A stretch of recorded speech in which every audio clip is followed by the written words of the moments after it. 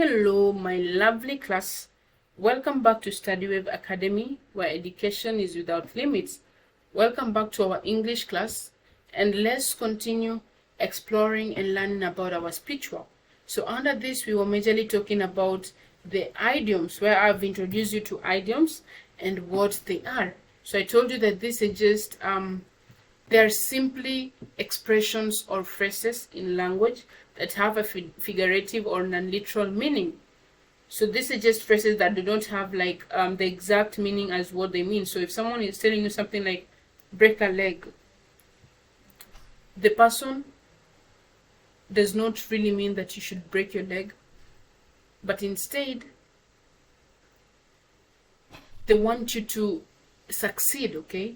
So that is what we call idioms. So they are used to convey a specific message or idea that may not be immediately clear from the individual's word, okay?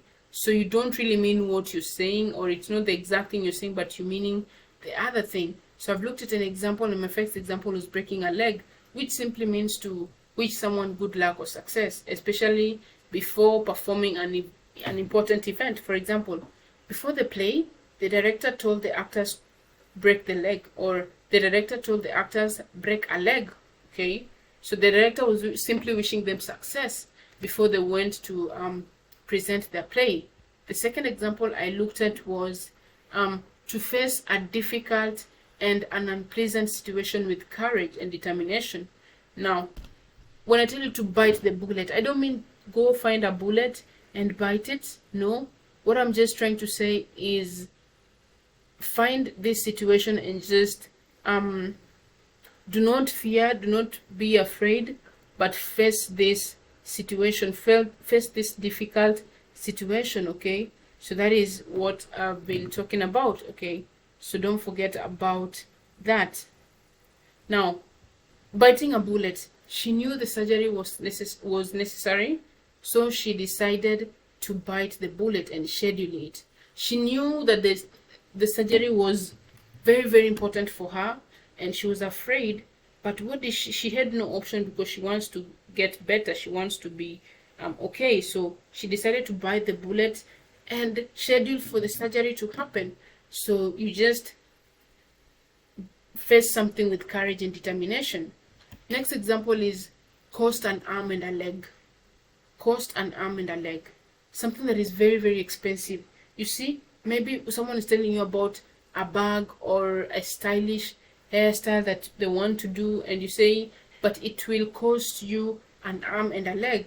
Someone is telling you, like, please buy, or someone wants to buy some shoes that is very, very expensive.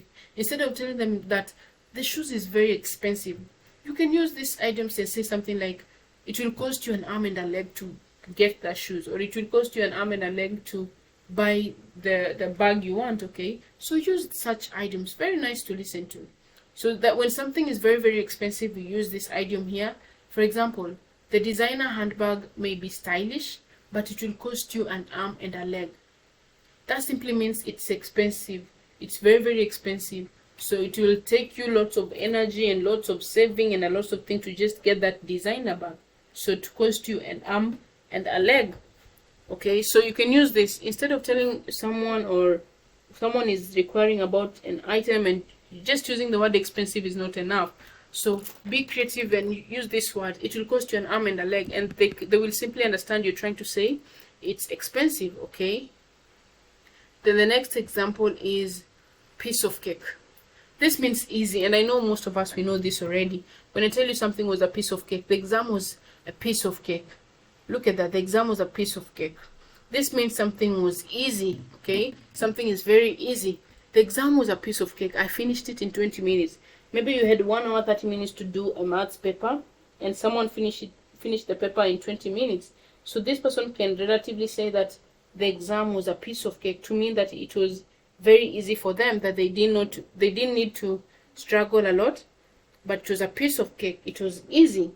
So if someone asks you something and you feel like it's easy, why don't you use these idioms here that I'm talking about, okay?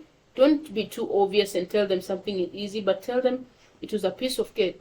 When they ask you that you went for a hike in the mountains. How was it? So it was a piece of cake, meaning it was easy. You didn't face any challenges. Very, very nice when you use them, okay? So make use of that again. So we have that piece of cake, meaning something is very easy. Another example is hit the nail on the head. So class, I know these examples, as by now we've met some of them, and if not, we are meeting some for the first time, but I believe that we know some of these examples. So I tried to sample most of the examples that I know you've come across with, okay? So hit the nail on the head, it means to describe something perfectly accurate, or it means just go straight to the point. So you're beating around the bush. Again, I've used an idiom here, beating around the bush. If I tell you to stop beating around the bush and hit the nail on the head, look at that, very nice English. Stop beating around the bush and just hit the nail on the head. It means that when I'm asking you, like, you came home late maybe, and I'm asking you where you are, you start telling me how you were from school and you went to your friend's place and you played, and the mom started, your friend's mother started quarreling her and bet her. You're giving me a lot of stories. You're just beating around the bush. But just when I say hit the nail on the head, I just want you to tell me why you came home late, what happened. Just go straight to the point, okay? When I ask you who stole my pen, you start telling me how everyone was in class, and you give me a lot of stories. So you're beating around the bush, okay? So let me just say this. Beating around the bush meaning, it means not going straight to the point. You're just giving a lot of information that is unnecessary. If I'm asking you who ate my food, or who ate the food that I left in the fridge, you're maybe asking your sisters who ate the food, and they're telling you how they were cleaning the fridge. Sorry about that. And they're telling you how they were cleaning the fridge, and just a lot of stories that don't make sense. You tell them to stop beating around the bush and just go straight to the point, to hit the nail on the head, to go straight to the point, so they stop beating around the bush. So hitting the nail on the head, it means describe something perfectly or accurately. She hit the nail on the head when she said the project needed more time and resources. So maybe that she's telling you, like, how far have you gone with the project, okay? So you just go straight to the point. We will not be able to submit it on time because we need more time and resources. You just go straight to the point. And this is very important in our lives today.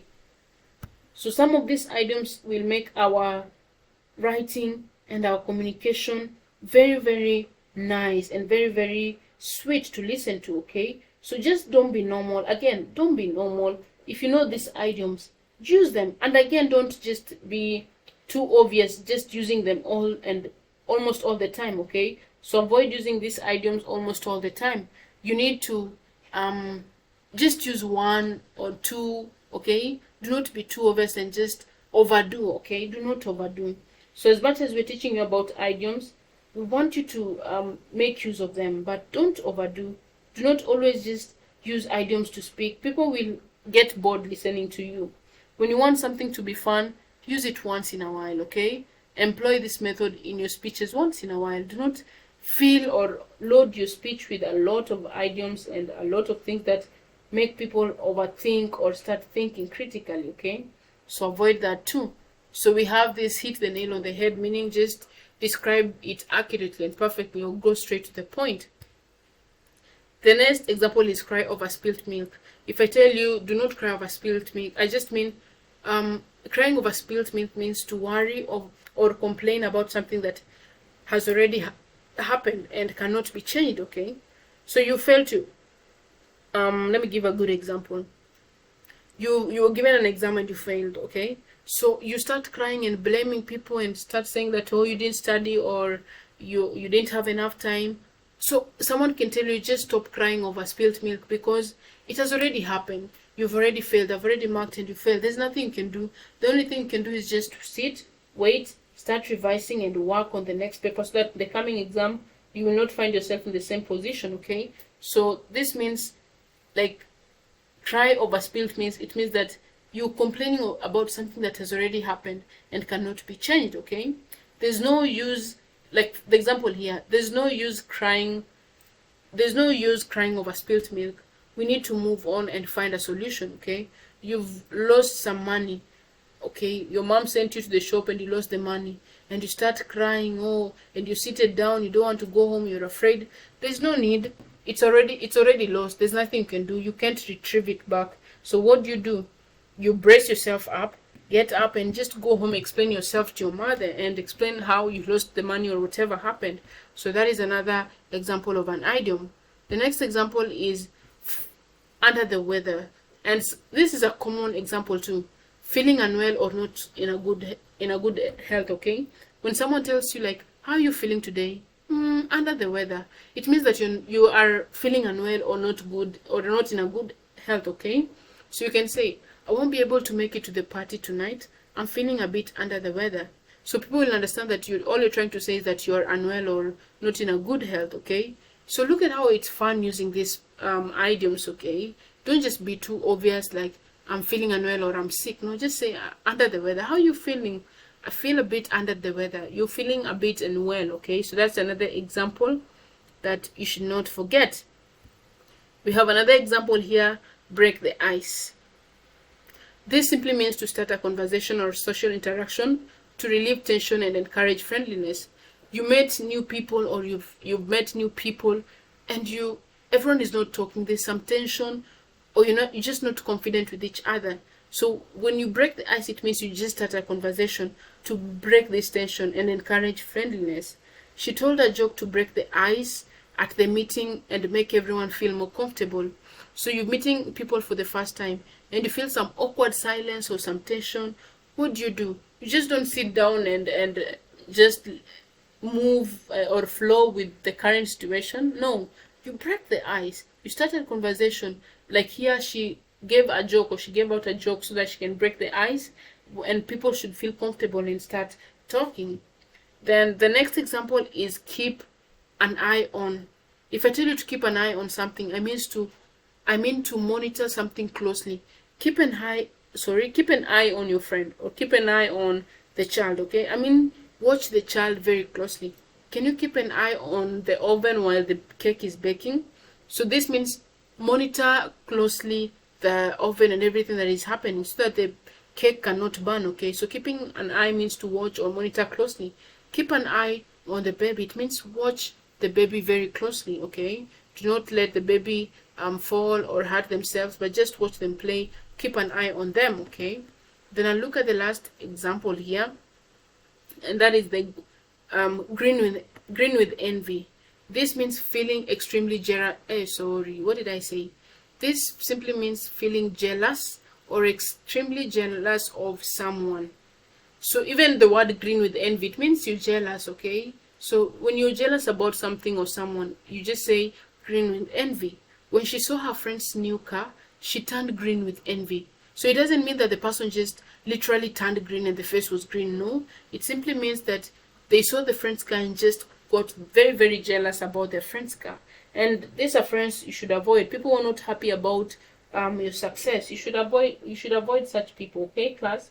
So you can as well describe these people as green with envy, meaning that they are jealous. Okay, so instead of appreciating and being happy for you because of your success, they start feeling jealous and having some envy towards you. So this jealous or feeling jealous, or someone who is jealous is who we describe as green with envy. Okay, when she saw her friend's new car, she turned green with envy.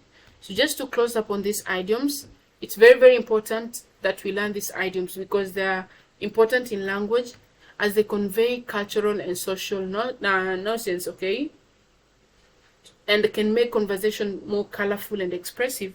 So I told you, don't be too obvious or too lame. Okay, use these items to lighten up your communication and conversation. Make the conversation more colorful by using these items. However, because they are not always straightforward, they can be challenging for non-native speakers to understand and use correctly. So understand people. Some people do not know English that well. So what will happen if you tell them these things? They will feel bad if you tell them like break a leg. They will feel as if you want them to break their leg. Okay, so understand people and just know when to use these idioms. As much as you want to use them, understand the people you're talking to. Okay, not everyone will understand them. And then again, don't overdo using them. Don't just use them too much. Just don't use them too much. Avoid using too much of it, and you will learn as you continue. Okay, so it's very, very important to use these idioms in your day-to-day life. and just learn them and have fun learning them.